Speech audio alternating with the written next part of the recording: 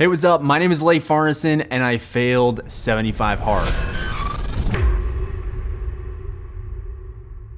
So I made it to day 32 of 75 hard and I decided to throw in the towel. And in this video, I just want to explain a little bit about what I took away from this experience, and hopefully this can help you in some way. So I've been following the creator of 75 Hard, Andy Frisella, for a while now. I really respect him and his work, and I think that 75 Hard can be a really awesome challenge to kind of cultivate more mental toughness in your life, and that was really what I wanted to take out of it. I felt like I was in a little bit of a rut in my kind of fitness journey, and I really wanted to push myself to kind of get out of that rut.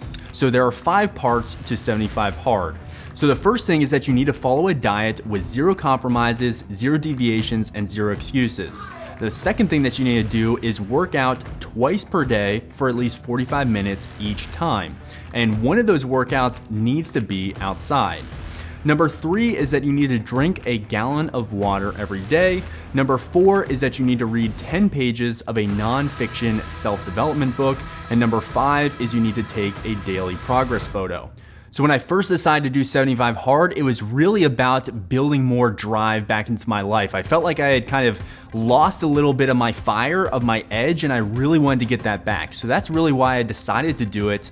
And I kind of decided to make it a little bit too difficult. So the main reasons that I ended up stopping 75 Hard, the first is I realized that 75 Hard wasn't actually truly aligned with the goals that I wanted to accomplish in my life at this point. The second thing is that my diet and training was too intense from the beginning. I started feeling like I wasn't recovering from one day to the next, and that really started wearing on me over time, and that fatigue and that stress just kind of compounded as I went throughout the challenge. Now, with all that being said, if you set up 75 Hard from the beginning in a way that is really aligned with your goals, and you also make sure to prioritize rest and recovery, then 75 Hard can be a challenge that is something you can totally crush. For me, I didn't set up things properly, and in hindsight, it's because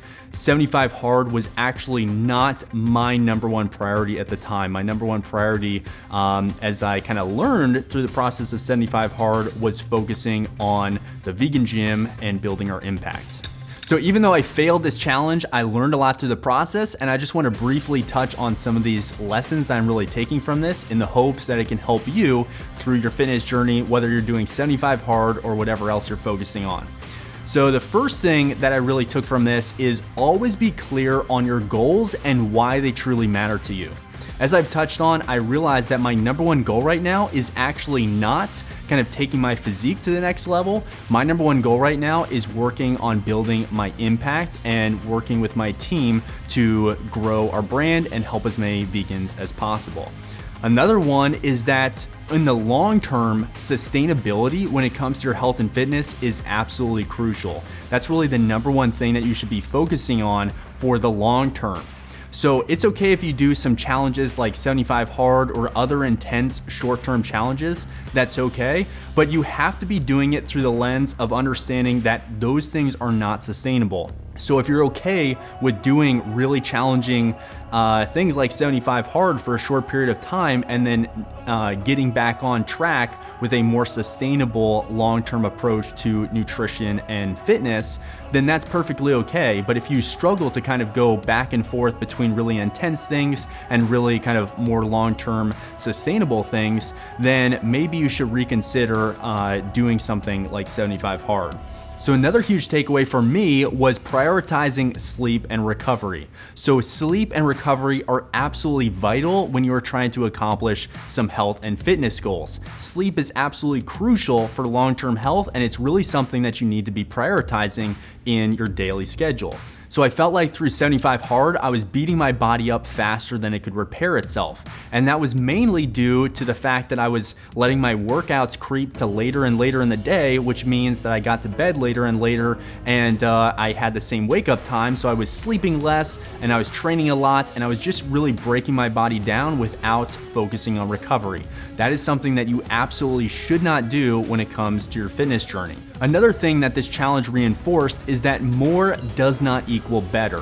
So lots of people approach health and fitness with this idea that the more that they do, meaning the more training they do, or the more that they restrict their calories, or the more protein that they eat, or the more this or more that they do, the better their results are going to be. And that is simply false. So it's really important to understand that there is kind of a sweet spot when it comes to doing enough to get results and not doing too much where you start beating your body up or you start feeling like it's not sustainable for the long term. So just understanding that more does not equal better is a really important philosophy to have.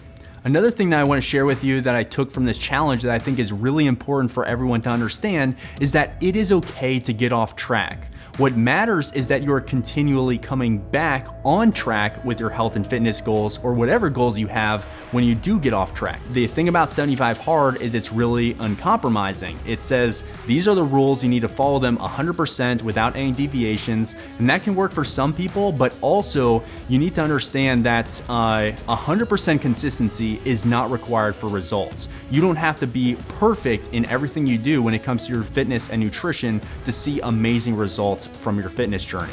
So the final takeaway that I want to share with you that I got from this challenge is don't give up on your goals just because they are challenging, but pick the right battles. So no goal that is actually worthwhile and worth pursuing is going to be easy, but it's really important that you understand why you are trying to accomplish a particular goal. So just make sure that the goal that you are focusing on actually aligns with what you truly want to be focusing on, what you truly want to be building in your life, in your body, in your relationships, whatever it is. Make sure that you are picking the right battles because that is going to lead to success. So regardless of what your exact goals are right now, I hope that the takeaways that I shared with you bring some value to your life and your fitness journey, and I look forward to seeing you on the next video.